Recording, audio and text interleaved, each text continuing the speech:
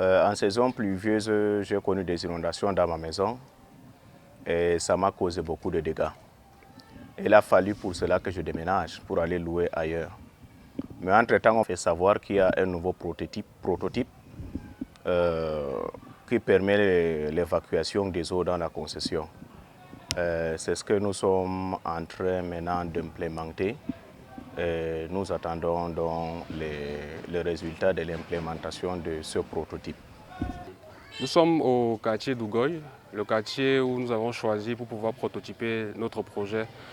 Nous avons opté pour ce bâtiment parce que c'est un bâtiment qui a été abandonné par le propriétaire il y a de cela 5 ans. Parce qu'à chaque fois quand il pleuvait, il y avait de l'eau qui entrait dans son bâtiment et qui détruisait tous ses biens. Donc quand nous sommes arrivés à Maroua pour pouvoir prototyper notre projet, nous avons essayé de le rencontrer. Nous avons échangé avec lui. Il avait débuté la réhabilitation de sa maison vu qu'il était allé en location. On a proposé notre projet, il a accepté et on a commencé à implanter notre projet. Veuillez nous suivre pour que nous puissions vous expliquer le projet en question. Bon, pour ce qui est du projet, il était question de prototyper un projet accessible à la classe sociale la plus défavorisée dans la région de l'extrême nord. Pour ça, nous avons utilisé la méthodologie la plus archaïque possible pour permettre aux riverains de pouvoir implémenter ce prototype dans leur maison et pallier aux différentes difficultés qu'ils rencontrent. Pour ce faire, il fallait déjà que nous puissions essayer d'implanter des différents jalons sur l'ensemble du site pour déterminer le point le plus bas. Là, on a pris comme point la référence niveau 0 où on a essayé d'implanter tous ces jalons-là sur l'ensemble du site, de telle sorte que les eaux qui devaient ruisseler, qui ruissellent à l'intérieur du bâtiment, quittent de ce point, ils convergent vers la façade principale du bâtiment, ils vont au pignon de la façade gauche avant de rentrer encore à l'extérieur du bâtiment. Et sur cette façade postérieure du bâtiment, on avait aussi un autre sens d'écoulement des eaux qui allait de la façade latérale gauche du bâtiment. Donc, ayant essayé de prendre les différentes mesures, quand je parle de mesures, de prendre le point 0 ou le point le plus bas, on essaie de déterminer les différentes distances. Là où on a eu la distance qui était la plus grande, c'est cette distance-là qui était le point le plus bas. Et c'est là où on a implémenté notre puits perdu. Tous les eaux de la toiture n'a pas encore été faite, vu que le projet a été arrêté par le promoteur. Pour la toiture, on devait avoir une toiture d'une seule pente qui devait renvoyer les eaux de ce côté. Dans une gouttière, elle devait revenir, descendre là, dans ce canal, et les eaux devaient directement entrer au niveau du puits perdu. Pour les eaux qui devaient se déverser sur la plateforme du bâtiment, comme nous l'avons dit dès le départ, les jalons qui ont été placés, c'était pour déterminer le point le plus bas du bâtiment. Là, on avait le point le plus haut. Ces eaux vont converger de manière naturelle au puits. De l'autre côté, elle va suivre la façade principale du bâtiment et elle viendra au niveau du pignon gauche. Également, elle va se déverser là et elle va entrer dans le puits. Pour respecter l'environnement, ce qui sera fait à l'intérieur de notre puits, nous mettrons des matériaux drainants, à l'exemple 60 cm des gros graviers, 30 cm du 15-25.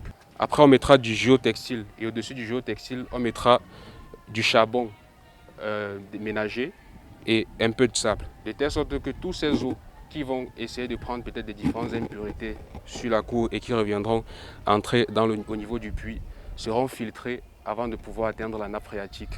Ce qu'on va faire là maintenant, on a déjà eu à faire 3 tests où on a versé près de 6 mètres cubes d'eau dans la fosse pour pouvoir voir son niveau d'infiltration dans le sol. On va essayer de faire un test. Où on versera cette eau et on va voir comment le sol va pouvoir l'absorber de manière naturelle.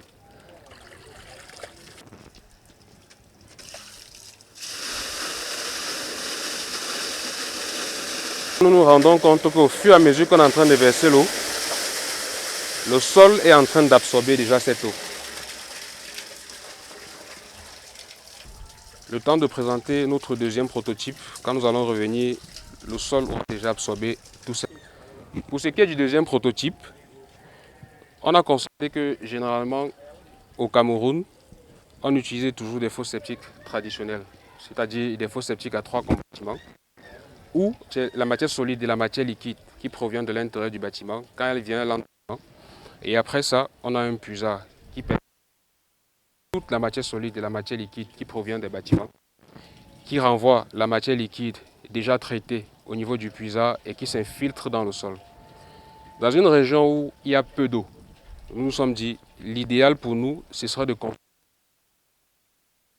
cette eau qui est rejetée dans la nature, la conserver dans le puisard et de pouvoir la ramener dans une zone où on pouvait concevoir un jardin potager ou une zone verte. De telle sorte qu'à chaque fois qu'on utilise l'eau dans le ménage, cette eau entre dans le système, elle est traitée et quand elle revient dans le puisard, cette eau qui est déjà cette bonne capacité à être rejetée dans la nature, cette eau ira directement dans le jardin pour pouvoir irriguer toute cette zone. Pour ce faire, on a eu une buse de 50 cm avec un diamètre de 130 cm. On a eu un PVC 120 qui quitte du puisard avec une pente de 3% et qui revient à toute cette zone dans le bâtiment qui était choisi pour le jardin potager. Pour ce faire, on a eu à perforer en dessous du PVC 120 des trous pour permettre que toute cette eau qui circule là puisse s'infiltrer dans le sol et bien après que les plantes puissent en bénéficier. Ici, comme vous pouvez constater, on a d'abord mis une couche de gravier dans le sol. Bien après, on a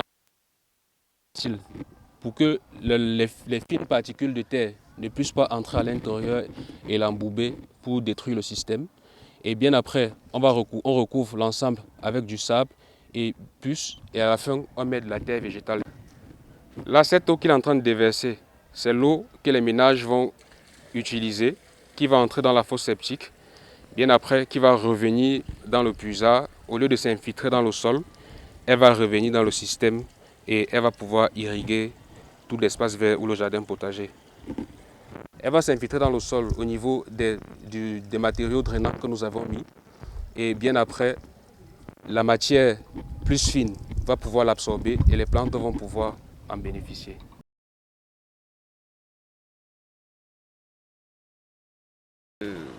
Là, c'est les déversoirs de ménage. L'eau de D'accord, ménage, non? Là, avec un système de potager, c'est comme ça qu'on les appelle.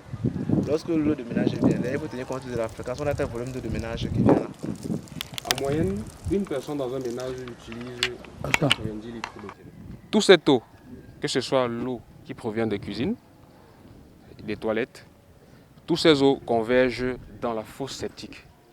Cette eau est traitée dans la fosse septique avant de revenir dans le puisard. Et généralement, nos puisards collectent ces eaux et renvoient ces eaux de manière naturelle dans le sol. Le système de traitement des eaux dans la fosse septique fait de telle sorte que ces eaux, quand ils sont rejetés dans la nature, on n'a aucun problème avec l'environnement. Cette eau, elle est saine. Cette eau peut être utilisée pour arroser la maison, elle peut être utilisée pour faire la vaisselle. La seule chose, c'est que cette eau n'est pas potable. Donc c'est cette eau que nous allons, au lieu de perdre cette eau en laissant qu'elle s'infiltre dans le sol, on va utiliser cette eau donc pour irriguer tout le jardin potager. Et l'eau à ce niveau-ci, je suppose, peut-être quand je vois le gravier, vous allez faire un système qui va faire que l'eau ne va pas s'infiltrer dans le sol. Déjà, nous sommes dans une région où, sous 1,50 m dans certaines zones, 2 mètres, à d'autres zones 3 mètres, on a de la terre argileuse, qui est une terre qui ne favorise pas l'infiltration de l'eau dans le sol. Pour notre système de jardin, ce qu'on va faire, c'est qu'on fait une excavation sur l'ensemble de la surface où on va faire le jardin, sur 50 cm. Donc on est encore sur la zone où on a un sol argileux qui ne laisse pas s'infiltrer rapidement l'eau. Ce qu'on fera bien après, sur les zones où on va mettre des drains pour permettre l'irrigation de manière harmonieuse sur l'ensemble de la surface qui a été prise pour faire le jardin potager, on mettra des matériaux drainants pour faciliter que cette eau-là puisse ressortir de la canalisation. Bien après, on mettra une légère couche de sable et on mettra de la terre végétale. Toute matière de fines particules absorbe plus d'eau que des matières de grosses particules. De telle sorte que cette terre végétale qui sera placée au-dessus du sable absorbera facilement cette eau. Et les racines déjà bien après, peut-être que le potager, le jardin potager aura déjà peut-être pris forme, ou peut-être l'espace aura déjà pris forme. Les racines seront déjà introduites dans ces zones-là.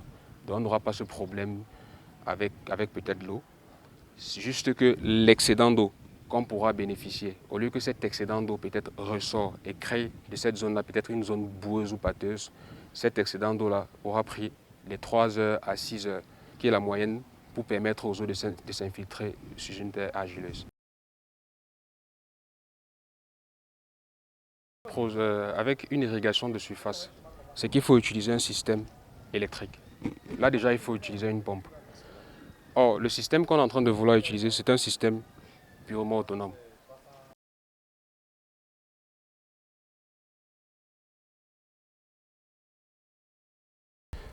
Bon, nous avons constaté qu'à peine 15 minutes, après avoir fait certains calculs, nous nous sommes rendus compte que le pic à Marois, sur un terrain de 500 mètres carrés, la quantité d'eau qui peut se déverser sur cette zone-là, c'est 4,6 mètres cubes d'eau.